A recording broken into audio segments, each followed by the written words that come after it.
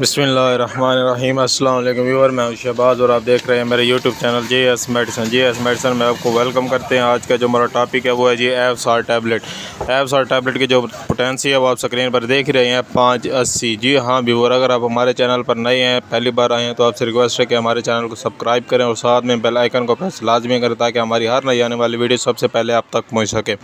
इसके अलावा व्यूअर मैं आपको बताऊँ, ये जो एफसार 5/80 80/5 टैबलेट जो है ये ख़ास तौर पर इस्तेमाल की जाती है हाई ब्लड प्रेशर के लिए, यानी कि जिनका ब्लड प्रेशर हाई है तो वो जो है ये टैबलेट इस्तेमाल कर सकते हैं। जी हाँ व्यूअर, इसके अलावा मैं आपको बताऊं, ये जो टैबलेट है बहुत ही बेस्ट है, ब्लड प्रेशर को लो करने में बहुत ही ज़्यादा ये इफ़ेक्टिव है। इसकी एक डब्बी में जो है 14 टैबलेट होती हैं और ये ख़ास तौर पर इस्तेमाल की जाती है जिनके सर में ज़्यादा दर्द होता रहता है और वो अपना ब्लड प्रेशर चेक करवाएँ और ब्लड प्रेशर की ये जो मेडिसिन है ये जो है वो इस्तेमाल करें। इसकी जो कीमत है, इसके डब्बे की कीमत है 328 रुपये। ये कोई इतनी ज़्यादा नहीं है, आपको हर मेडिकल स्टोर से जो है ये आसानी से मिल जाएगी।